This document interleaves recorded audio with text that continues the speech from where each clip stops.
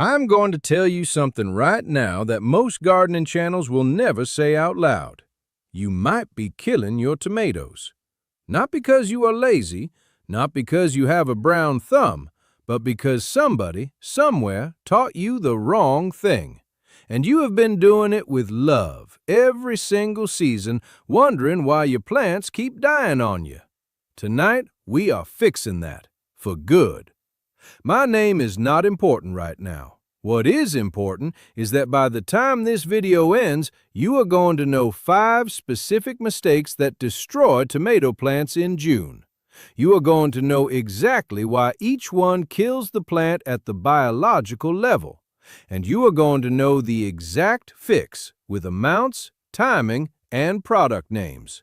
Not vague advice, the actual answer. And I want to ask you one thing before we go any further.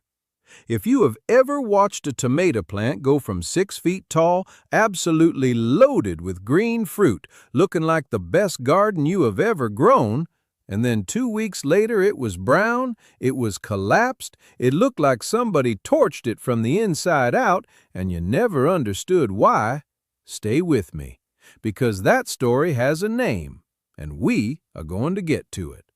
But first, before anything else, do me a favor right now. Hit subscribe. I know every YouTuber says that, but here is the honest truth about why it matters. YouTube does not show my videos to people unless it knows they want to see them. Subscribing is the one signal that tells the machine to keep sending this your way. It is free, it takes 1 second, and every week I will keep putting out real information with no fluff and nothing to sell you. That is a promise. Hit it now and let us get into this. So, June. June is not just another month in the garden. June is the hinge. June is the month the whole summer swings on. The heat is arriving. The fruit is setting. The diseases are waking up. And if you make even one of these 5 mistakes in June, you will spend July watching a problem you could have prevented in 30 seconds. I want you to understand that. 30 seconds. That is all some of these fixes take, and the difference between the gardener who ends up in August handing warm, ripe tomatoes to their grandkids and the gardener who ends up with a row of brown sticks by the 4th of July comes down to whether they knew these 5 things. So let us go. Mistake number 1. Inconsistent, shallow watering and the rot it causes. You have seen it. You walk out to your garden. The plant looks perfect from the top, lush and green and beautiful. You reach down, you flip a tomato over, and the bottom, the blossom end, has gone dark. It is leathery. It is sunken. It looks like somebody pressed a hot iron into it and left it there. That is called blossom end rot, and here is what almost everybody gets wrong about it. It is not a disease. It is not a pest. It is not even, in most backyard gardens, a soil that is low on calcium. The University of Illinois Extension classifies it as a physiological disorder. The University of Maryland Extension ties it directly to inconsistent watering and drought stress. So why does everyone blame calcium? Because that is the easier sell. Dump some eggshells in the hole. Crush up some antacid tablets. Pour a calcium product around the base. It feels like you are doing something. And most of the time it does absolutely nothing. Here is the real biology. And once you hear this, you will never make this mistake again. Calcium does not move freely inside a tomato plant the way water does. It travels with the water that the roots pull up from the soil. It rides the stream. And the part of the tomato that grows the fastest, the blossom end, the bottom, the part farthest from the stem, is the part that needs the most calcium delivered the most consistently. So when you water deep on Monday, skip Tuesday and Wednesday, splash a little on Thursday, then soak it heavy on Saturday, you are not giving the plant a drought followed by a flood. You are cutting off the calcium delivery truck over and over. And the cells at the blossom end, the ones that are growing the fastest, they are the ones that starve first. They collapse. They turn dark. They rot. The The soil might be full of calcium. It does not matter if the water is not moving it up consistently. So here's the fix. 1 to 2 inches of water per week delivered in 1 or 2 long, deep soak-ins, not a daily sprinkle. A daily sprinkle only wets the top inch of soil, which means the roots stay shallow, which means the moment that surface dries out on a hot afternoon, the plant panics. Deep watering, 2 or 3 times a week at most, trains those roots to go down into the soil where it stays cool and moist. A deep-rooted plant is a plant that can handle a hot week without missing a beat. Then lay down 2 to 3 inches of straw mulch or shredded leaf mulch over the soil around the plant. That mulch holds the moisture in between waterings so the soil stays even. And before you ever water again, push your finger 2 inches into the soil next to the plant. If it is damp down there, wait. If it is dry, water deep. That finger test is worth more than any moisture meter you will ever buy. Now, your region changes the rhythm here, so pay attention. If you are gardening in the sandy soils of the South or the coastal Mid-Atlantic, water drains fast, so you may need to water a little more often. If you are on the heavy clay soils of the Midwest, water hangs around longer, so you water less often and you let it soak in slow. But the goal is the same everywhere: steady moisture, never a drought followed by a flood. One more bonus on this one. Consistent moisture also stops your tomatoes from cracking and splitting open overnight, which is the other heartbreak of a summer garden. You wait all season for a tomato to ripen beautifully, and then it bursts open the morning after a heavy rain. That is the same inconsistency problem. Fix the water, fix both. Mistake number 2: feeding your tomatoes too much nitrogen. This is the mistake that feels like love. You want big, strong, healthy plants. So you reach for the all-purpose plant food, the bright blue granules, the stuff that makes everything green and lush and enormous. You feed your tomatoes rich nitrogen all season long, and the plant rewards you beautifully. It grows huge, dark green, the envy of every neighbor who walks by, and it gives you almost no tomatoes. The Old Farmer's Almanac has a phrase for this that gardeners have used for generations: the plant goes all to vine. Here is what is happening. Nitrogen is the leaf and stem nutrient. It tells the plant to keep growing green tissue, and when there is a lot of it, the plant does exactly what you told it to do. It grows foliage. More stems, more leaves, more branches, more green. But fruit does not run on nitrogen. Flowering and fruiting run on phosphorus, which is the middle number on the fertilizer bag, and on potassium, which is the last number, and which the plant uses to size up and ripen the fruit. A plant that is flooded with nitrogen and short on the signal to reproduce will keep making leaves, keep postponing the flowers, keep postponing the fruit. You have spent all season growing a gorgeous houseplant that happens to be a tomato.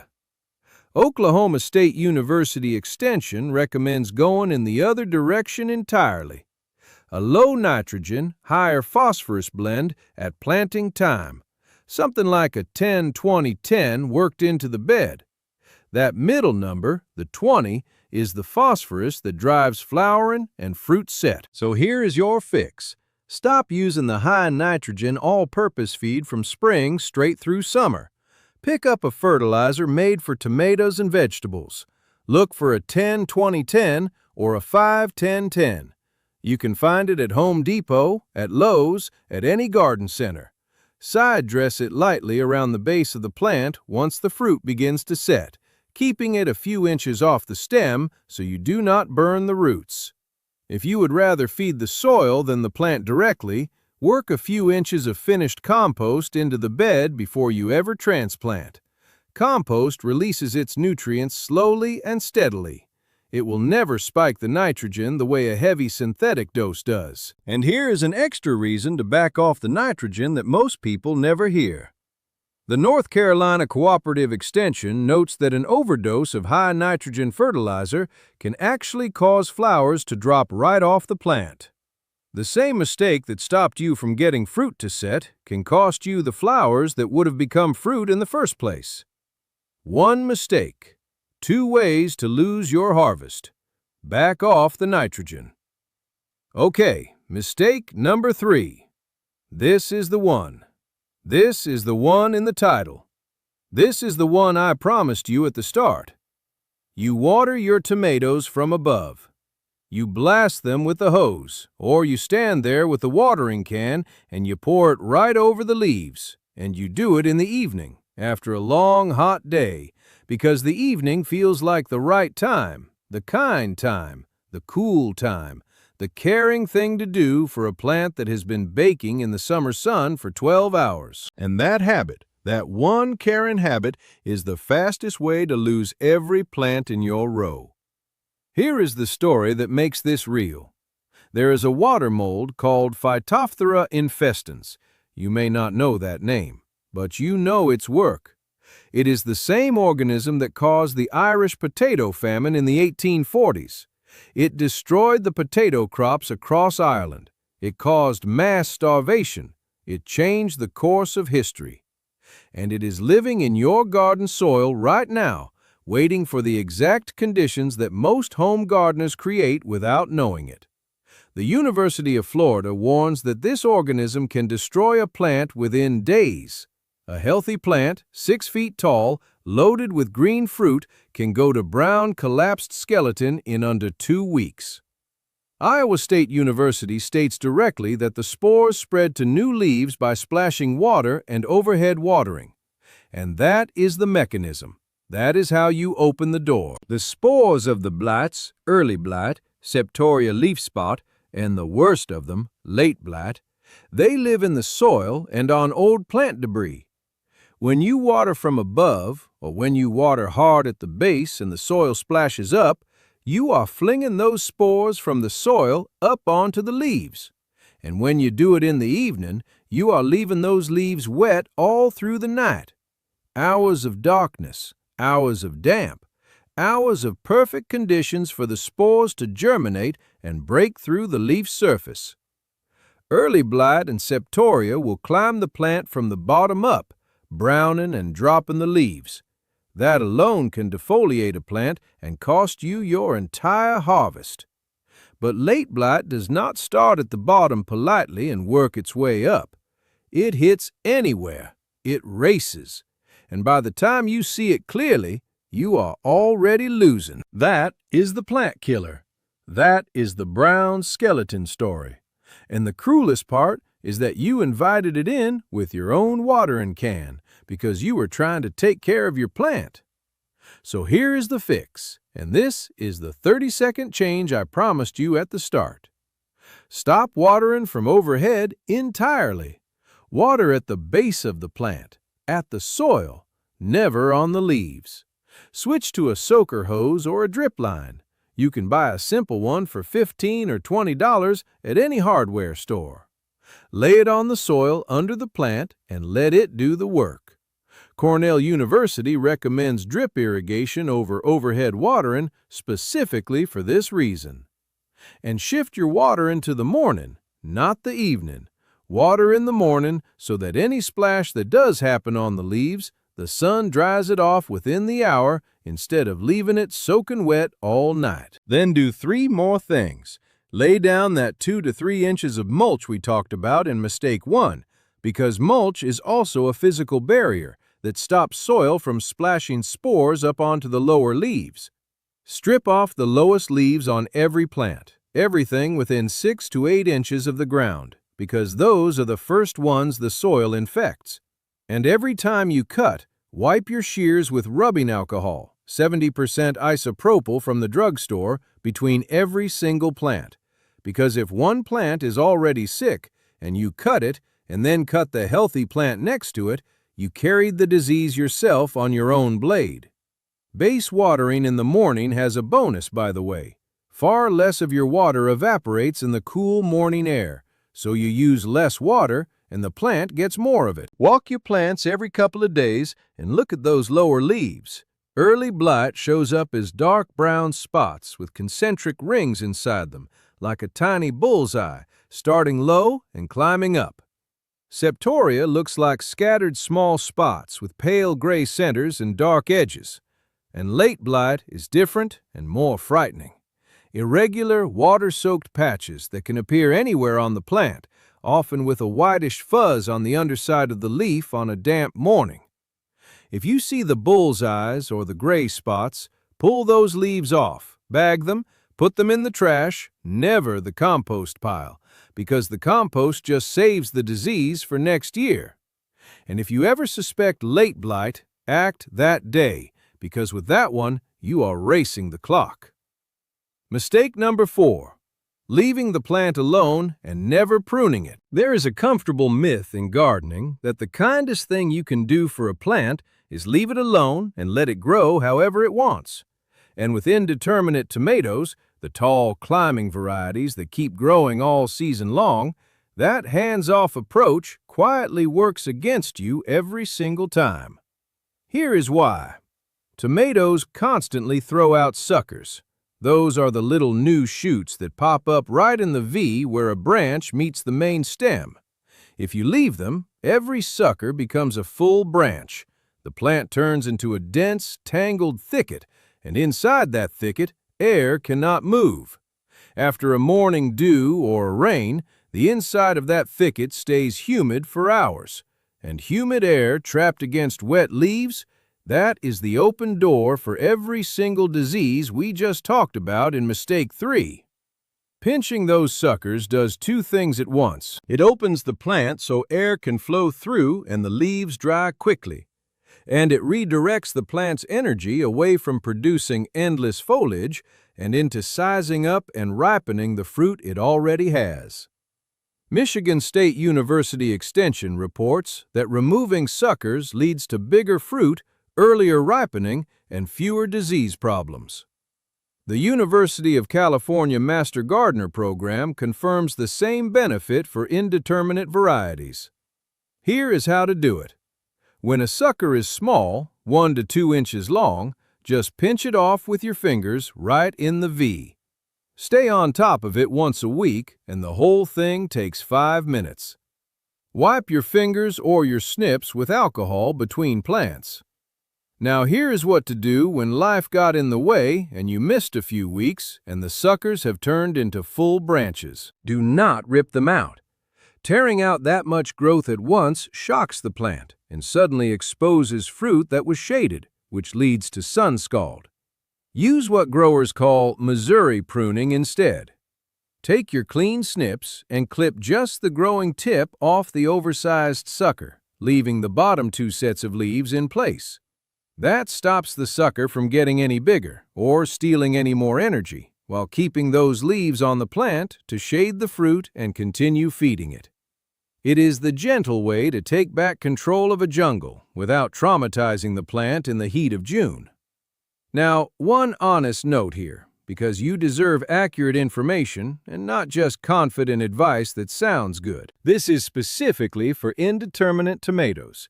If you are growing determinate varieties, the bushy, compact ones bred to set one big concentrated crop, do not heavily prune them. You will cut into the very growth that carries your harvest. Check your plant tag or your seed packet if you are not certain which type you have. And do not over-prune regardless. If you strip too many leaves, you expose the fruit to direct sun. Sun scald. Pale, leathery patches that rot. The University of Georgia Extension and Iowa State both warn about this. The leaves are the umbrella. Prune for airflow, but leave enough canopy to shade the fruit. Balance, not a buzz cut. Mistake number 5.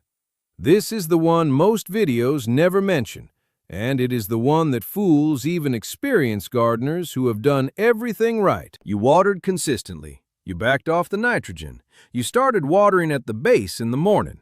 You pruned for airflow. Your plant in late June is lush, green, gorgeous, the healthiest looking tomato plant you have ever grown. and it stops setting fruit completely. The flowers come in. They look perfect. Then they turn yellow, dry up, and fall off the plant without ever becoming a tomato.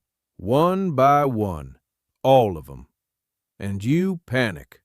You assume you are doing something wrong, so you start feeding more, watering more, adding supplements, and none of it works.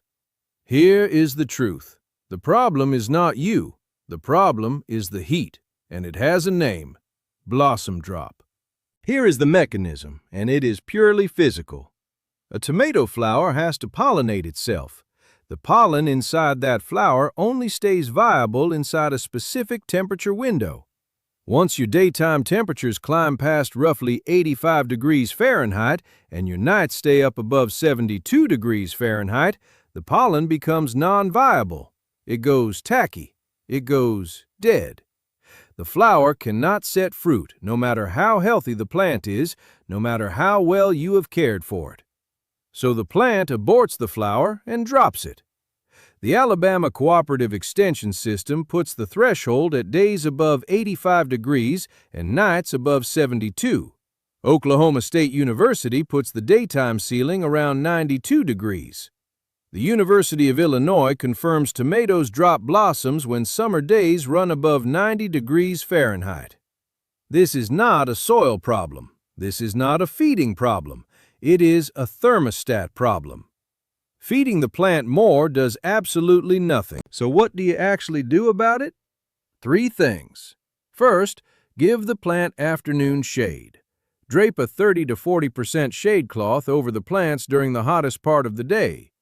Purdue University Extension and West Virginia University Extension both recommend shade cloth in the 30 to 50% range specifically to cut heat stress and reduce blossom drop. You can find it at Lowe's, at Home Depot, or online for very little money. Hang it on the west and south-facing side of the plant, the direction the brutal late-day sun comes from. Raise it up off the plant on stakes or hoops so air can still move underneath. You do not need it all day. Just shield the plant through the peak afternoon hours. Then let the morning and evening sun reach it normally. Second, keep your watering rock steady, because a heat-stressed plant that is also drying out is a plant that gives up completely. Third, and this is the long game, plant the right varieties next season.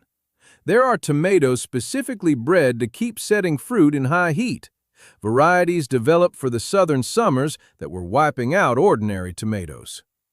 The Alabama Cooperative Extension System credits these heat-set varieties with fruiting even in conditions that would make a standard variety quit entirely. Look for heat-set tomatoes at Burpee or Park Seed next planting season, especially if you garden anywhere across the South or the lower mountain states where 95-degree afternoons are just ordinary June. The bonus here is real freedom. Once you understand that blossom drop is just temperature, you stop blaming yourself. You stop overfeeding a plant that does not need it. You wait out the worst of the heat, knowing that the moment the nights cool back down below 72, the plant will start setting fruit again. It is patience, not panic. All right, let me pull all 5 of these together because they are not 5 random rules. Once you see the pattern underneath them, June stops being scary. The first discipline is water. Mistakes 1 and 3 together. How much, how consistently, where you put it, and when. At the base, in the morning, never on the leaves at night. Master your water, and you have shut down rot, and you have shut down the disease that kills. The second discipline is feeding, mistake 2, which is really about restraint. The wisdom to stop feeding leaves and start feeding fruit by cutting the nitrogen. Less is more. The plant already knows what to do. The third discipline is air and heat, mistakes 4 and 5. Open the canopy so the plant can breathe and dry fast after rain. Then shield it from the worst of the afternoon heat so it does not throw away the flowers that would become your harvest. Water, feeding, air, and heat. Get those 3 disciplines right in June, and the plant carries you all the way to a full basket in August. Miss even one of them in June, and you spend July watching a problem you could have stopped in 30 seconds back when it started. That is why June matters more than any other month in the garden. June is the hinge the whole season swings on. And now you know every single thing you need to know to walk into this month and come out the other side with tomatoes. Before you go, I want to ask you 2 things. First, drop a comment right now and tell me which of these 5 mistakes you have already made. Be honest, we have all made at least one. And tell me what state you are watching from and what growing zone if you know it, because where you live changes everything here. A gardener in Zone 5 in Minnesota and a gardener in Zone 9 in Texas are fighting completely different battles in June, and I want to see who is out there. Second, think of one person you know whose tomatoes quit on them every single July and who has never understood why. A neighbor, your brother, a friend from church, somebody who has tried every year and watched it die every year and never had a name for why. Send them this video. Do not write a long message, just send the link. It might be the thing that finally gives them a real harvest. And if you found this useful and you have not subscribed yet, now is the time. Hit the subscribe button right now. It is free, it will always be free. Every week I will put out real information for you, the actual reasons things go wrong, the actual fixes, no fluff, nothing to sell. Just the truth about your garden. Now go check your plants. Water them at the base this morning. Strip those lower leaves, and I will see you in the next one.